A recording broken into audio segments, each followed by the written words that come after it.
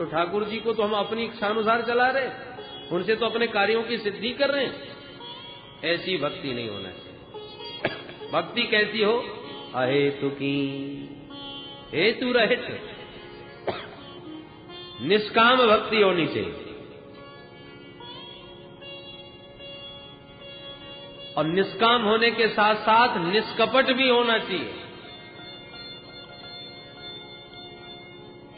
अहेतु की अप्रतिहता, ये भक्ति के दो विशेषण हैं। भक्ति में कोई कामना नहीं होना चाहिए, आपत्ति विपत्ति में ही भगवान याद आवे ऐसा नहीं होना चाहिए। प्रतिक्षण स्वाभाविक भगवान से एक प्रीति हो गई, जैसा मां का पुत्र के प्रति स्वाभाविक प्रेम होता है। चाहे वो घर में रहे बेटा, चाहे परदेश चला जाए, मां तो किसी न किसी बहाने उसे याद करती ही रहती है। जैसे परदेश गए हुए प्रियतम का उसकी प्रिया स्वाभाविक चिंतन करती रहती है, ऐसी भगवान की प्रति स्वाभाविक प्रीति हो, सहज प्रीति हो। भाई सूर्य के उदय होने पर कमल क्यों खिलता है? चंद्रमा के उदय होने पर कुमुदनी क्यों विकसित होती है? इस क्यों का कोई जवाब नहीं। कोई नहीं बता सकता कि ऐसा क्यों होता है, उनका स्वाभाविक प्रेम है। चंद्रमा को देखकर के चकोर क्यों एकटक हो जाता है? स्वाभाविक प्रेम है। इस क्यों का कोई जवाब नहीं है। तो ये जैसे सहज प्रीति इनमें होती है, ऐसी प्रभु के प्रति हमारी सहज प्रीति हो गए, स्वार्थ भरी प्रीति नहीं।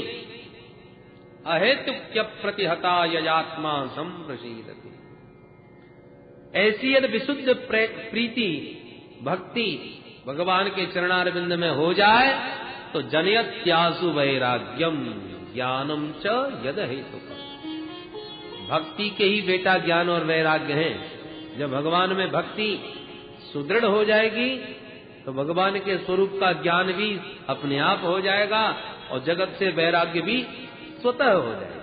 अलग अलग क्रियाएं नहीं होंगी, अपने आप हो जाएगा। मीरा जी का चित्त गिरधर गोपाल में ऐसा चिपक गया कि मीरा जी को फिर घर छोड़ने की जरूरत नहीं पड़ी, घर अपने आप ही छूट गया।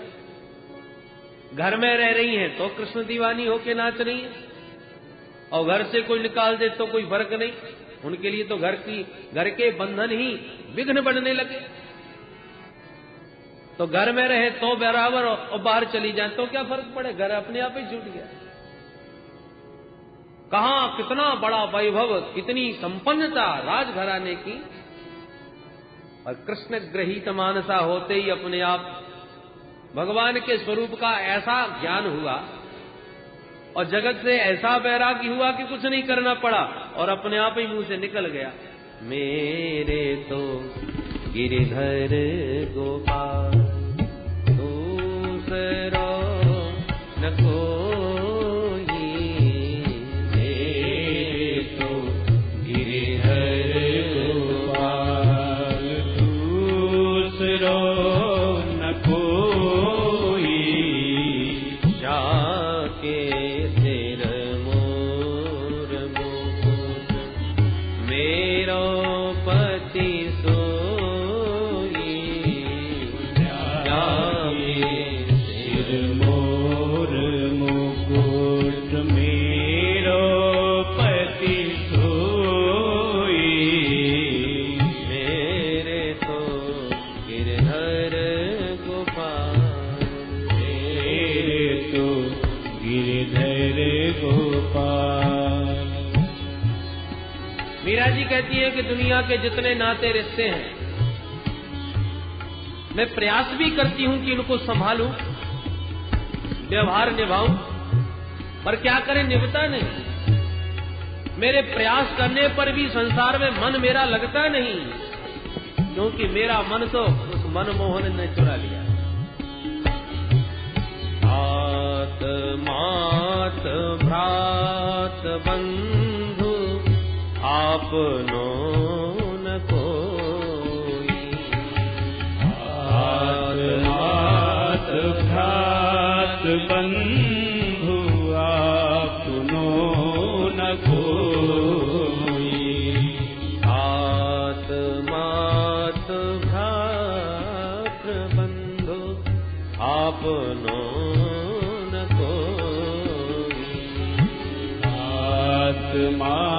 घात बंधु आपनो न कोई।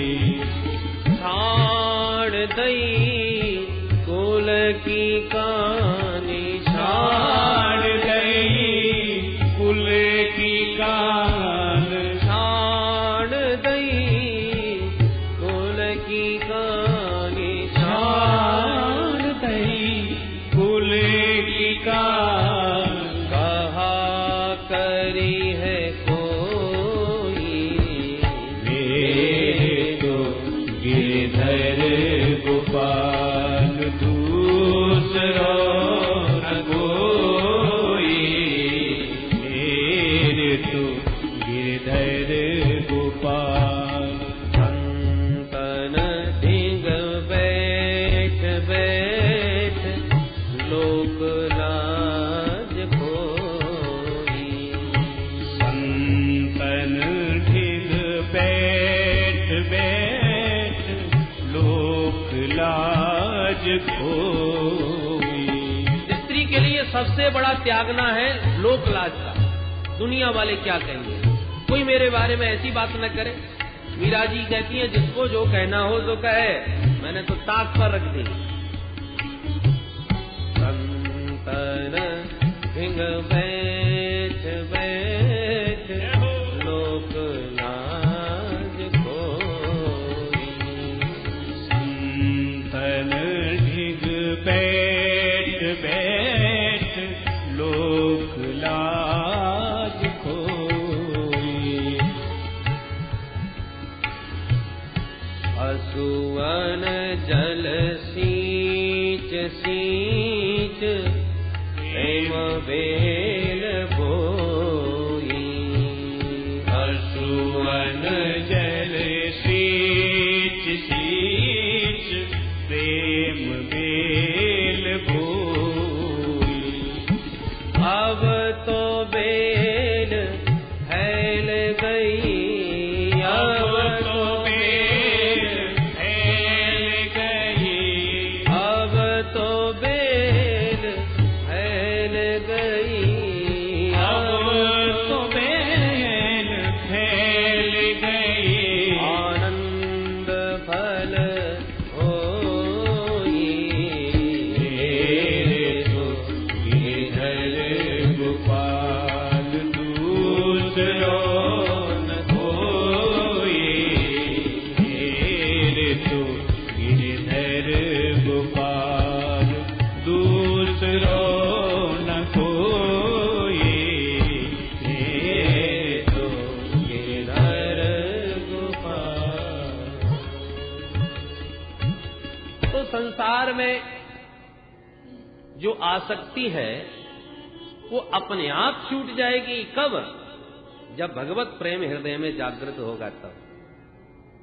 अरे भाई, कन्या का जन्म होता है, माँ बाप के यहाँ लालन पालन होता है, तो माता पिता से कन्या की कितनी प्रीति हो जाती है। माँ बाप के प्रति कितना प्रेम उस पुत्री के मन में होता है। कोई पूछे बेटी तुम्हारा घर कौन सा है, तुरंत दिखाएगी, ये कोठी हमारी है, ये गाड़ी हमारी है, ये माताजी है, ये पिताजी है, ये मेरा भैया है। कितनी प्रीति। और जहां 20 वर्ष की हुई, घर परिवार वही सब था, और जहां विवाह हुआ तो सब कुछ बदल गया। अब एकदम तो नहीं बदलेगा, थोड़ा समय लगेगा।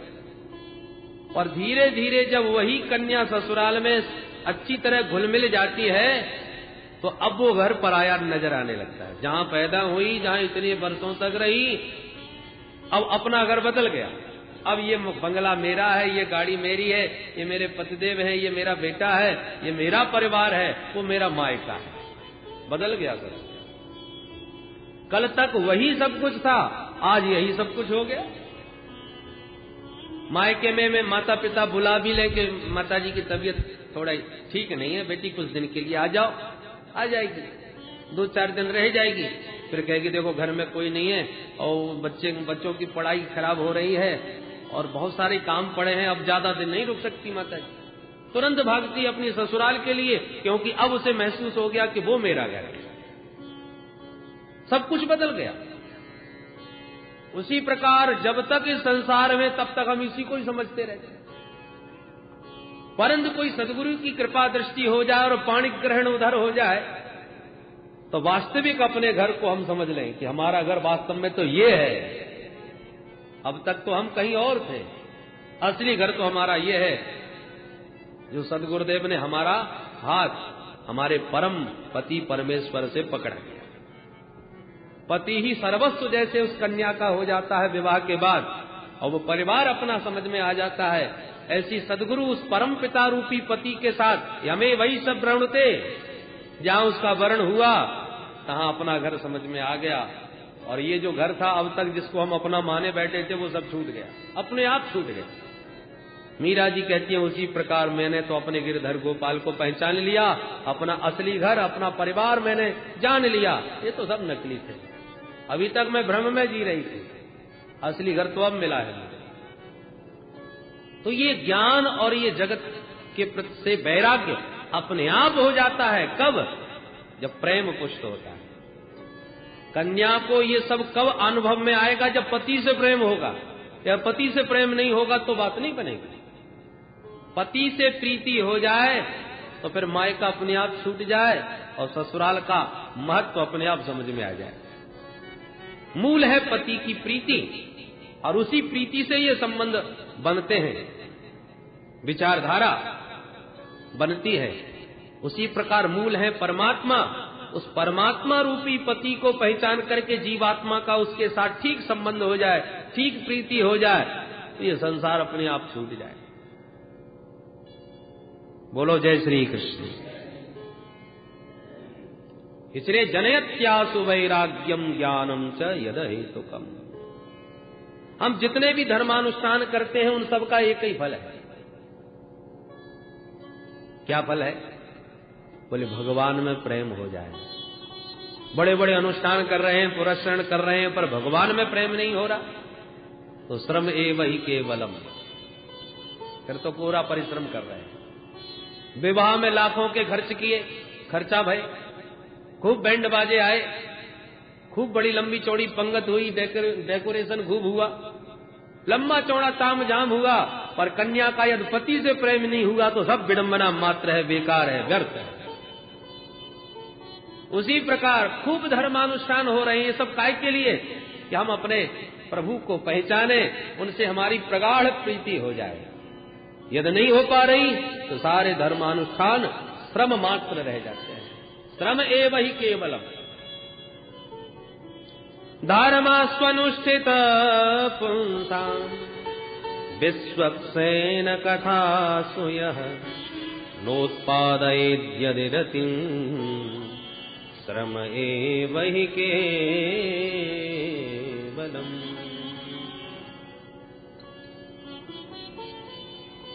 ये जितना भी धर्मानुष्ठान हम करते हैं उनका फल क्या है? अपवर्ग। धर्मस्य ह्यापवर्गस्य। धर्म का अर्थ ये नहीं है कि हमें बहुत सारा धन मिल जाए। धर्म का उद्देश्य अपवर्ग की प्राप्ति है। धर्मस्य ह्यापवर्गस्य। अपवर्ग माने मोक्ष। मोक्ष का नाम अपवर्ग क्यों है? अपगता वर्गः अपवर्ग, जहां पर कोई वर्ग नहीं। हम लोग कई वर्गों में बैठे, स्त्री वर्ग, पुरुष वर्ग, संत वर्ग, ब्राह्मण वर्ग, क्षत्रिय वर्ग, ये कई वर्ग हैं। पर जहां जाने के बाद सब एक ही वर्ग के हो जाएं वो अपवर्ग। जिस परम तत्व को जानने के बाद, जिसको पाने के बाद सब एक वर्ग के हो जाते। अथवा न पवर्गः अपवर्गः, जहां पर पवर्ग न हो उसका नाम अपवर्ग। पवर्ग माने प फ ब भ म। तो मोक्ष में पवर्ग नहीं है। कैसे नहीं है? प माने पतन। मोक्ष प्राप्त हो जाने के बाद फिर जीव का पतन नहीं होता, इसलिए वहां पा नहीं। पा के बाद फ। फ का मतलब फलाशा, फल की इच्छा। हम कोई भी कार्य करते हैं तो फल की इच्छा करते हैं, या ऐसा करेंगे तो ये फल मिलेगा। और मोक्ष हो जाने के बाद फिर किसी भी फल की इच्छा शेष नहीं रह जाती। परम फल मोक्ष, इसलिए फा नहीं। बा माने बंधन। प फ ब बंधन। मोक्ष हो गया तो सारे बंधन समाप्त हो गए, सारे बंधन खुल गए, इसलिए बंधन का ब भी नहीं। उसके बाद भ माने भय। संसार में प्रत्येक प्राणी भयाक्रांत है, कोई मृत्यु के भय से पीड़ित है, कोई शत्रु से, लाभ हानि से, अनेक प्रकार के भय हैं। परंतु उस परम मोक्ष पदवी को प्राप्त हो जाने के बाद समस्त भय समाप्त हो जाते हैं, इसलिए भय का भाव भी नहीं है। और मां माने मृत्यु, सबसे ज्यादा डर तो मरने का है, तो मृत्यु की पीड़ा से भी जीव सर्वदा के लिए मुक्त हो जाता है, इसलिए मां भी नहीं। पतन फलासा बंद भय मृत्यु जहां पर नाय, पाफ भम रहित सो अपवर्ग कहाय, सो अपवर्ग कहाय। पवर्ग जहां न हो वो अपवर्ग, और ऐसे दिव्य अपवर्ग को पाना ही धर्म का उद्देश्य है। धर्मस्य यापवर्गस्य नार्थोर्थायोपकल्पते। भगवान ने अर्थ दिया है तो धर्म करो, धर्म अर्थ के लिए न करो। अर्थ का उद्देश्य तो धर्म है, धर्म का उद्देश्य अर्थ नहीं। धन से धर्म भी करना चाहिए और जितनी आवश्यकता हो उतना विषय का सेवन भी करना चाहिए। देखो भाई, शरीर पर बिल्कुल ध्यान नहीं दोगे तब भी ये शरीर किसी मतलब का नहीं रह जाएगा, रोगों का घर बन सकता है। शरीर माध्यम खलु धर्म साधनम, तो शरीर का भी ध्यान रखना चाहिए। जितना इसे भोजन की जरूरत है उतना भोजन भी देना चाहिए, सर्दी गर्मी से आवश्यकता अनुसार इसको बचाना भी चाहिए। विषय की भी आवश्यकता है, पर वो विषय इतने हों जिससे शरीर यात्रा सुगमता से चले। इंद्रियों की दासता न करें हम, विषयों का दास इंद्रियों को न बना लें। इंद्रिय हमारे अनुसार चले, हम इंद्रियों के अनुसार न चल बैठे। कामस्य नेन्द्रिय प्रीति। इस जीवन रथ में 10 घोड़े हैं और 10 घोड़ों की लगाम स्वतंत्र कर दी जाए तब क्या होगा? घोड़े मुंह उठा के दौड़ेंगे तो रथ का क्या हाल होगा? किसी गड्ढे में गिरेगा कि नहीं, एक्सीडेंट हो जाएगा। पूर्ण नियंत्रण आपके हाथ में उन घोड़ों का होना चाहिए। मतलब हम जो देखना चाहें आंख वह देखे, ऐसा न हो कि आंख जो देखना चाहे वो हम देखें। हम जो सुनना चाहें कान वह सुने, ऐसा न हो कि कान जो सुनना चाहे वो हम सुने। हम जो कहना चाहते हैं वाणी वह कहे, ऐसा न हो कि जो वाणी कहना चाहे सो हम कहें। अनर्गल माने ये घोड़े हमारे नियंत्रण में रहें, हम घोड़ों के अधीन न चलें। घोड़े हमारे अधीन चले तभी तो रथ ठीक चलेगा। तो इंद्रियों की दासता के लिए हम विषय सेवन न करें, अपितु भाई घोड़ों को बिल्कुल घास न खिलाई जाए तब भी घोड़े नहीं चलेंगे, काम ही नहीं करेंगे। और घोड़ों को ज्यादा खिला दिया जाए और स्वच्छंद कर दिया जाए तब भी प्रिय कुछ भी काम नहीं करेंगे, उच्छृंखल हो जाएंगे। इसलिए जीवन में संतुलन होना चाहिए। प्रश्न उठता है कि महाराज शरीर की यात्रा के लिए विषय सेवन करो, इंद्रियों को भी थोड़ा बहुत सुख दो, भोग दो, तो जीवन क्यों धारण करो? जीवन का उद्देश्य क्या है? बोले जीवस्य तत्व जिज्ञासा नार्थो यश्चेह कर्म भी। भैया जीवन का उद्देश्य ये नहीं है कि हमने बहुत सारे काम कर लिए, हमने इतना काम किया है संसार में जितना कोई कर नहीं सका। ये किया वो किया, इतने बड़े बड़े मंदिर बनाए, इतने बड़े बड़े धर्मशालाएं बनाई यात्रियों की सुविधा के लिए। ये सब जीवन का उद्देश्य नहीं है। बहुत कर्म कर लेना जीवन की सार्थकता नहीं है, क्योंकि बहुत कर्म करने के बाद भी जब तक तत्व ज्ञान नहीं हुआ तब तक जन्म मरण तो चलता ही रहेगा। इसलिए जीवस्य तत्व जिज्ञासा, जीवन का परम लक्ष्य है तत्व को जानना, क्योंकि उस परम तत्व को जाने बिना जन्म मरण की यात्रा समाप्त नहीं होगी। तो प्रश्न उठता है वो तत्व क्या चीज है? किस तत्व को जानने की बात कर रहे हैं महाराज? तो तत्व की परिभाषा देते हैं।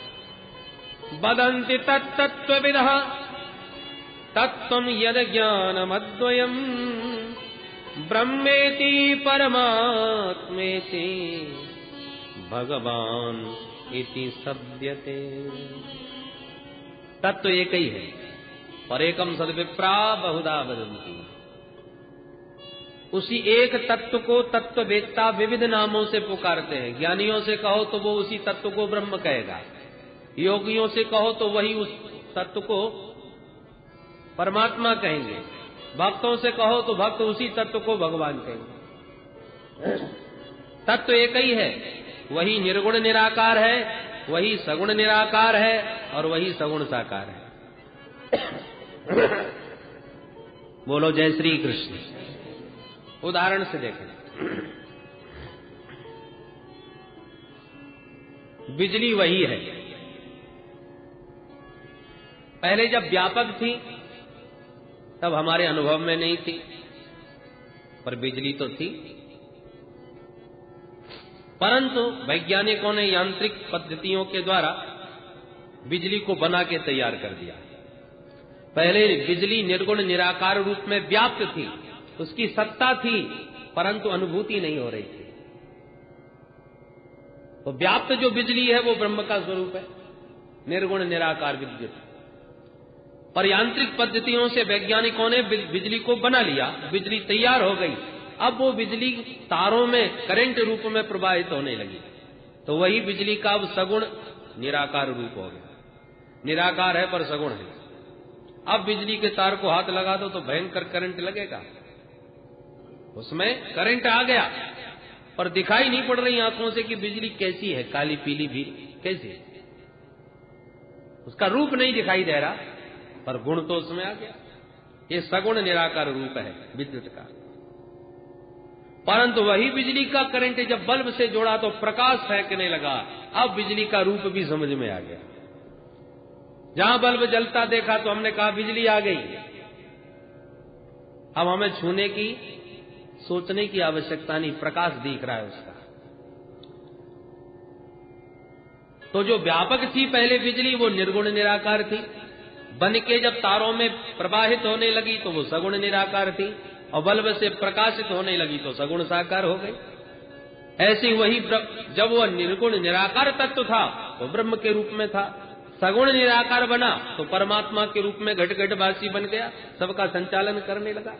और वही राम कृष्ण के रूप में दिव्य रूप धारण करके हमारे बीच प्रकट होकर के नाचने भी लगा, खाने भी लगा। तो वही हम उसी तत्व को हम भगवान कहने लगे। बोल भक्तवत्सल भगवान की।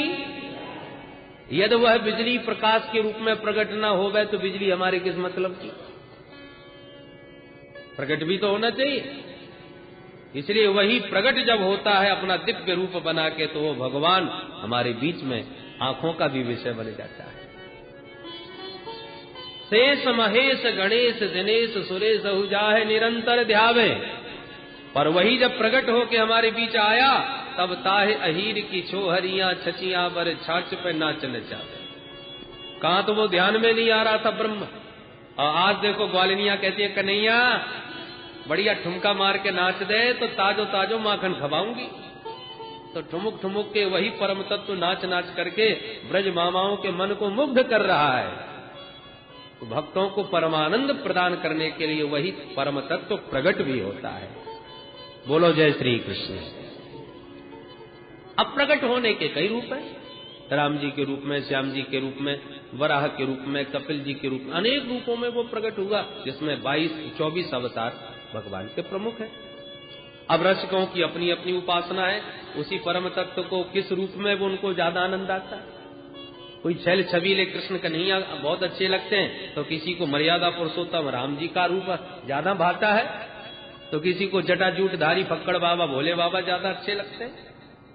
वही परम तत्व विविध रूपों में प्रकट है, तो मैं कौन सा रूप पसंद है? भाई किसी को पूड़ी अच्छी लगती है, किसी को पराठे अच्छे लगते हैं, तो किसी को फुलके में ही आनंद ज्यादा आता है। दाल रोटी खाओ, प्रभु के गुण गाओ। अब अपना अपना स्वाद है ये तो रसिकों का। कोई कहता है कहां फुलकों में, अरे बढ़िया पूरी छनछनाती, भाई आनंद कुछ और है। कोई कहता है अरे आलू डले पर आमटे बड़े गजब के लगते हैं, भैया खा के देखो। अपना अपना टेस्ट है। और फिर परांठे के भी कई भेद और पूड़ी के भी कई भेद। हरी पीली पूड़ियां भी तैयार हो जाती हैं। तो ये अपना अपना स्वाद है। तुम्हारा रस जहां, उस ट्रेन में बैठो जो हमारे घर हमको सबसे जल्दी पहुंचाए, पास वाले स्टेशन पर उतरे, जहां से घर निकट पड़े वो ट्रेन आपके लिए सबसे बढ़िया। अब शताब्दी में बैठे और हमको पहुंचना है मथुरा, तो हम क्यों बैठेंगे? या तो आगरा उतरना पड़ेगा या दिल्ली, मथुरा तो रुकती ही नहीं, तो हम क्यों बैठे? हम तो ऐसी ट्रेन पकड़ेंगे जो सीधी हमें मथुरा पहुंचाए। तो आपका चित्त जिसमें रमता हो वो परम तत्व विविध रूपों में प्रकट है। तुम्हारा चित्त जहां रमे वही तुम्हारा परमात्मा, वही तुम्हारा भगवान, वही परम तत्व है। जहां भी खोदोगे पानी वही निकलेगा। सारी धरती पानी में स्थित है, पर 5-5 फावड़े 50 जगह मारने से पानी नहीं निकलने वाला। एक ही जगह लगातार खोदते जाओ तो पानी प्रकट हो जाए। तो परमात्मा तो सार्वभौम है, सब में है, कण कण में है, घट घट में है। पर तुम्हारी निष्ठा जहां केंद्रित हो जाए, प्रहलाद जी की निष्ठा एक खंबे से भी प्रभु को प्रकट कर देती है। तो हरि व्यापक सर्वत्र समाना ठीक है, पर प्रेम से प्रकट होए। तुम्हारा प्रेम कहां पुष्ट हो जाए, परमात्मा वहीं से प्रकट हो जाए। नामदेव जी ने कुत्ते से ही भगवान को प्रकट कर दिया। फुलका सेक करके भोग लगाने की तैयारी कर रहे हैं और कुत्ता आकर के मुंह में टिक्कर दबा के भाग लिया, और नामदेव जी को उसी में अपने प्रभु का दर्शन हो रहा। अरे वाह प्रभु, रूखे रूखे टिक्कर खा रहे हो। अरे जब आपकी कृपा से घी है तो जरा चिपड़ के ही भोग लगाई। घी की कटोरी लेके पीछे पीछे भागने लगे तो भगवान उसी स्वान शरीर से प्रकट हो गए। बोल भक्त वत्सल भगवान की तो प्रेम से प्रकट होए में जा।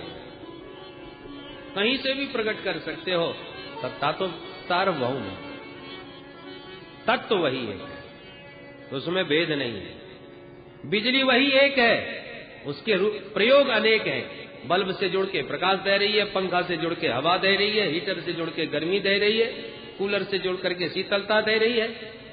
तमाम उसके प्रयोग हैं अनेक, पर तुम्हें किसकी आवश्यकता है? बिजली को वही फिट कर लो। बिजली की भेद से कोई भेद नहीं, सब एक ही बिजली है। आवश्यकता अनुसार जहां तुम्हारी उसकी उपयोगिता सिद्ध हो गए वही आपके लिए सबसे बढ़िया। बोलो जय श्री कृष्ण। यदि उस परम तत्व को ठीक से जान लिया, उससे क्या होगा? विद्यते हृदय ग्रंथि छिद्यन्ते सर्व संशया क्षीयन्ते चास्य कर्माणि दृष्ट एवात्मनीश्वरे दृष्ट एवात्मनीश्वरे। उस परम तत्व को जानते ही तुम्हारे हृदय की अज्ञान की सारी ग्रंथियां खुल जाएंगी। जितने भी बुद्धि में संशय और भ्रम है सब समाप्त हो जाएंगे। जितने भी कर्म बंधन है उन समस्त कर्म बंधनों से तुम विमुक्त हो जाओगे। इसलिए उस परम तत्व को जानना ही जीवन का परम लक्ष्य है। और उस परम तत्व को मानव जीवन में ही जाना जा सकता है। और जितने शरीर है ना वो तो भोग के लिए है। जितने भी जानवर हैं, भूख लगी तो खा लिया, पेट भर गया सो आके बैठ गए, लेट गए, यही उनका जीवन है। आहार निद्रा भय मैथुन जो हम में है सो उन पशुओं में भी है। विशेषता केवल मानव की इसलिए है क्योंकि मानव उस परम तत्व को जान सकता है जिसे जानने के बाद आवागमन ही छूट जाता है। इसलिए मानव जीवन की बड़ी महिमा शास्त्रों ने कही है। मोक्ष के दरवाजे में जो ताला लटका है वो ताला इस मनुष्य शरीर की चाबी से ही खुलता है। और चाबी तो हजारों हैं, 84 लाख, पर 84 लाख चाबियों में कोई चाबी फिट नहीं बैठती हो। ये मानव तन की चाबी इतनी बढ़िया है कि एकदम ताला खुल जाता है इस चाबी को प्राप्त करके। पर चाबी हाथ में लग गई और फिर भी ताला न खोले, उससे बड़ा अभागा कौन?